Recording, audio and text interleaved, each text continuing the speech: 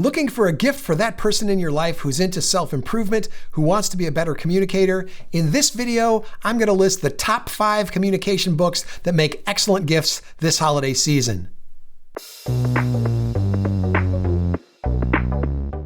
Hi everybody, this is Bruce Lambert from HowCommunicationWorks.com. This is a channel where I teach you about communication skills so you can improve your relationships, succeed at work, and be more confident. In this video, I'm going to list 5 communication books that I highly recommend.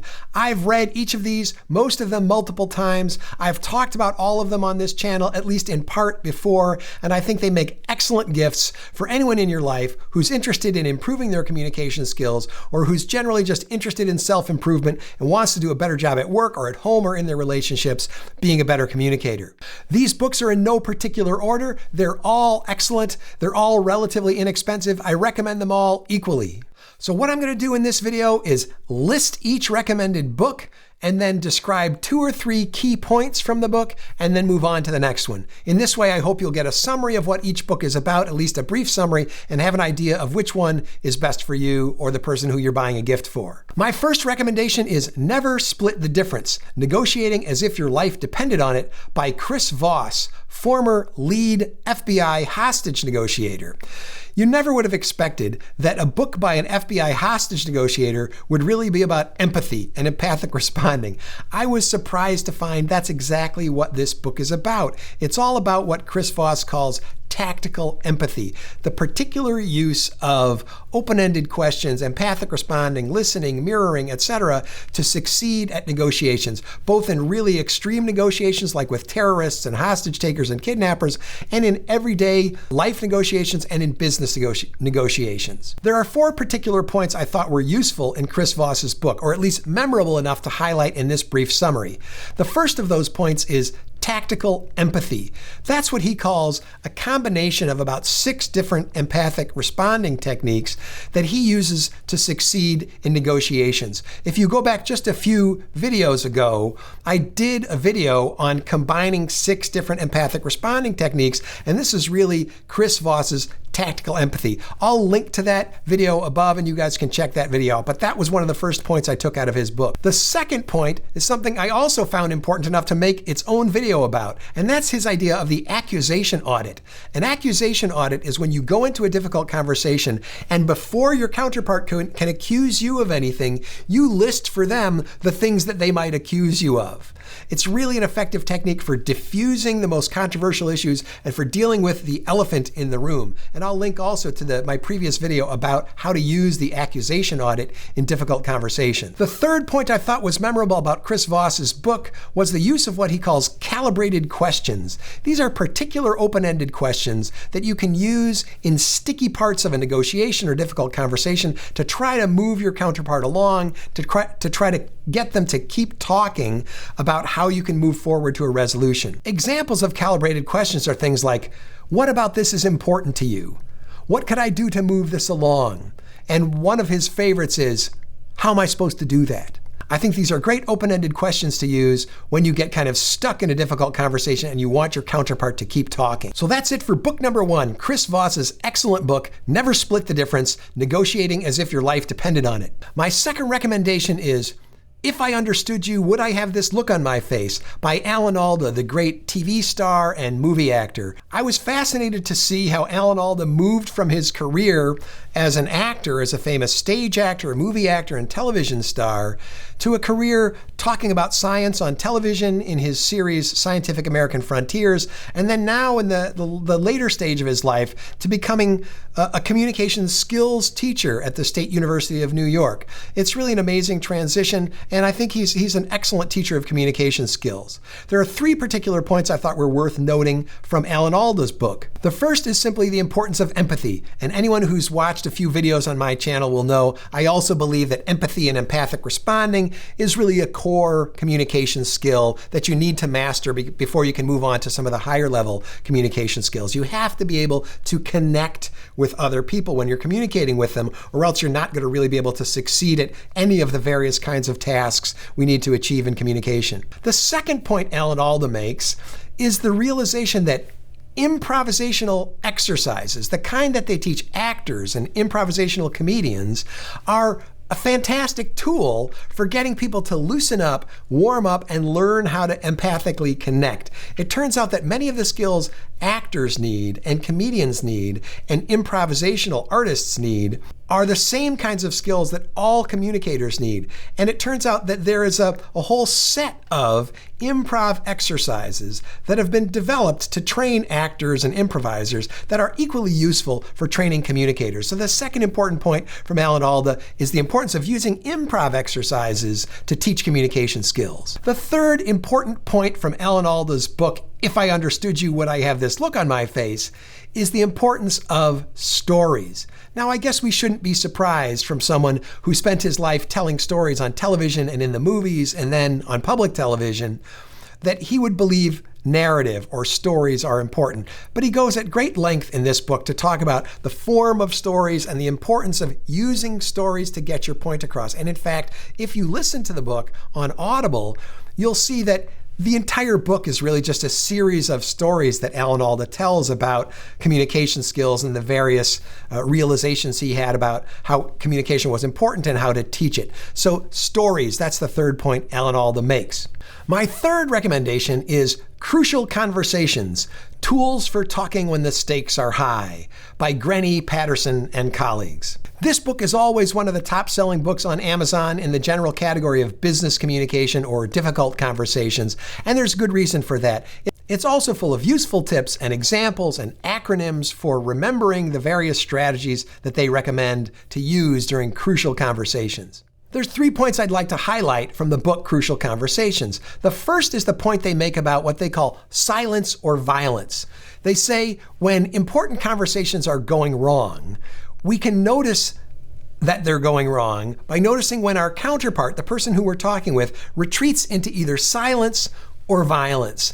And by silence, they mean the person shuts down, becomes completely defensive, withdraws, and then it's just no good talking to them anymore, and the sort of cause has been lost in that particular conversation. Nothing else is going to be accomplished. That's silence. Violence is when the person becomes verbally aggressive, insulting, overtly antagonistic, and defensive in an aggressive way.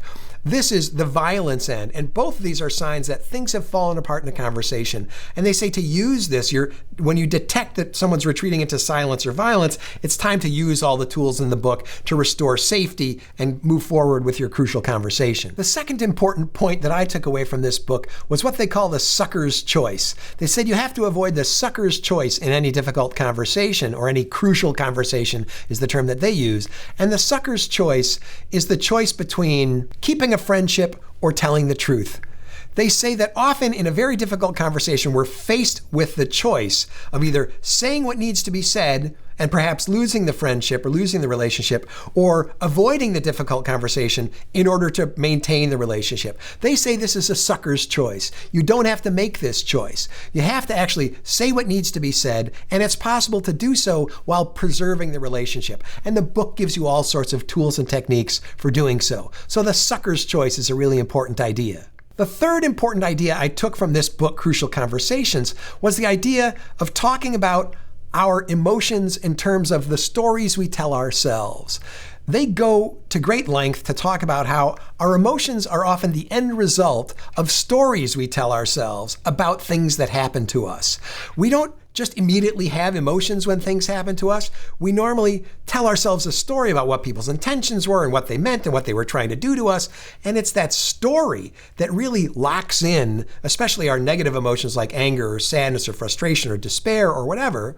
And they say, one way to approach our emotions more constructively is to talk about the story we're telling ourselves that led us to feel in a particular way. And this opens up a space to talk about emotions in a more constructive way. And I thought that was a really useful contribution. The fourth book I'm recommending is Difficult Conversations: How to Discuss What Matters Most by Douglas Stone, Bruce Patton, and Sheila Heen. There are several points worth summarizing from this book as well.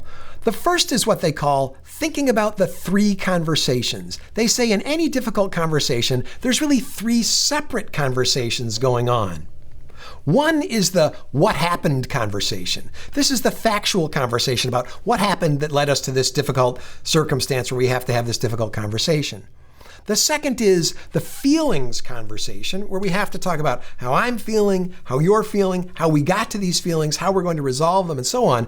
And the third conversation is what they call the identity conversation, which is when we talk about what kind of person I think I am, what kind of person I need to be, what kind of person you think you are and we want to be, and how issues about our identity are at stake in this particular difficult conversation. So this idea of the three conversations constituting any difficult conversation I thought was really valuable. The second important idea from this book has to do with what they call mapping the contribution system. And this is an alternative to talking about blame. Often in a difficult conversation, we're tempted to blame the person we're talking to, or they're tempted to blame us. And this is one of the things that makes the conversation difficult because we're blaming one another for what happened. They say an alternative to talking about blame is talking about contribution. And what they mean by that is to think about, how did you contribute to the circumstance you're in now? And how did the other person contribute to the circumstance you're in now? And this is a more neutral way of talking about blame or talking about how we got to where we are instead of talking about blame. And they recommend that you, the person kind of taking the initiative in the difficult conversation, should first acknowledge how you contributed to getting into this situation as a way of opening up the other person, where they might be willing then to talk about how they contributed to the situation. And instead of having a kind of binary, either or, you're to blame or I'm to blame, we can talk about, a variety of factors got us into this situation.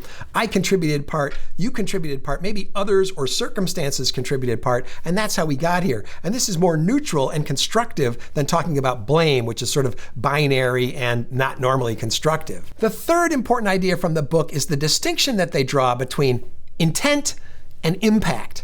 And what they mean by this is that someone can say something and they don't intend to hurt you, they don't intend to insult you, they don't intend to belittle you or do anything mean to you, but it might have that effect anyway.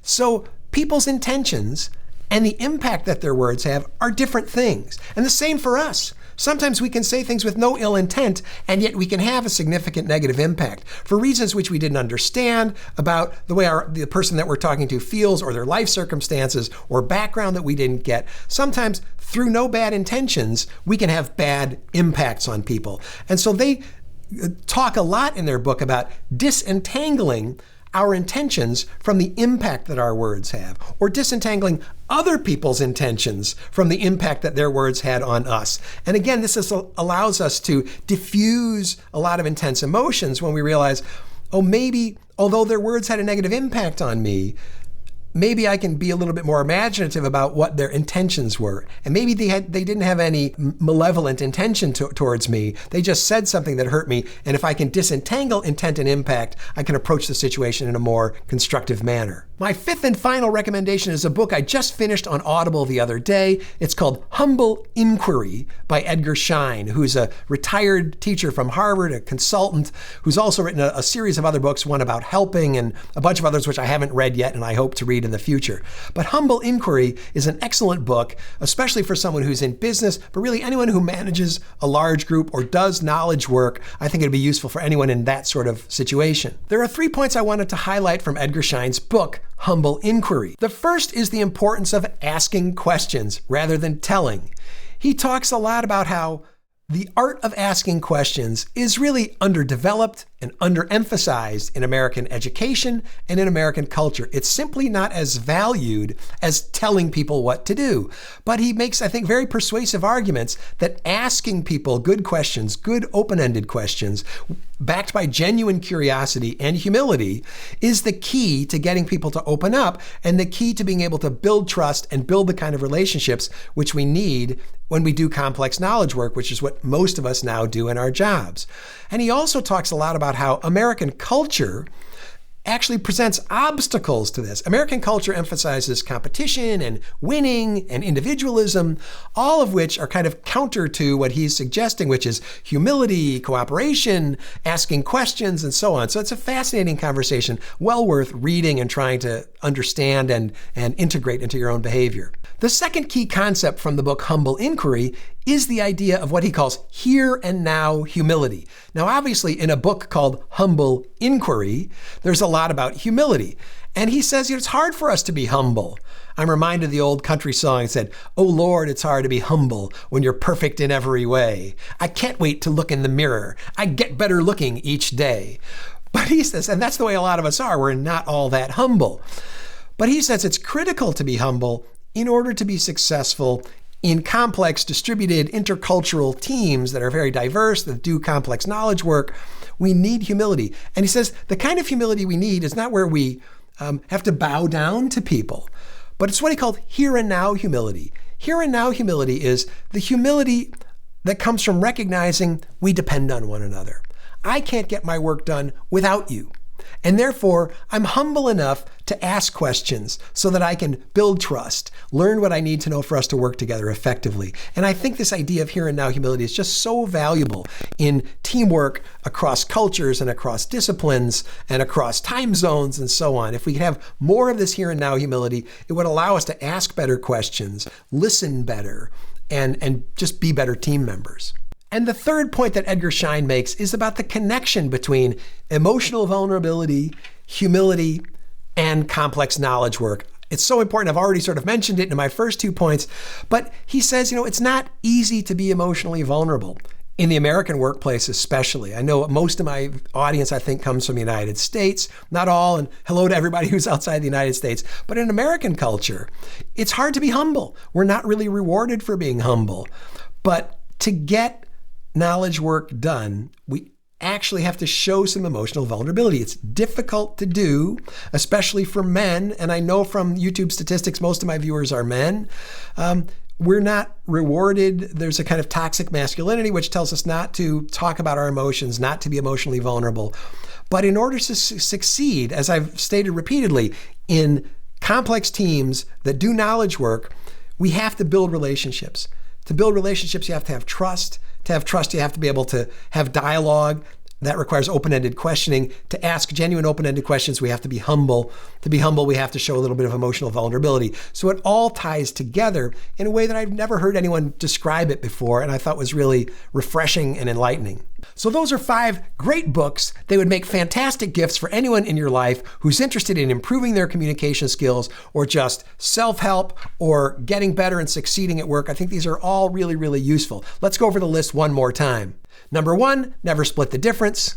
Number 2, if I understood you, would I have this look on my face? Number 3, crucial conversations. Number 4, difficult conversations. And number 5, humble inquiry. I'll put links to all of them in the description below. Thanks so much for watching. If you're interested in this kind of video and you like this kind of content, I'd be so grateful if you would hit the like button, hit the subscribe button and the bell icon. Come on over to howcommunicationworks.com, sign up for our email list, and we'll send you an ebook about empathy. You can go over to our Facebook page for How Communication Works on Facebook and like our page there. Thanks again for listening. We'll see you next time.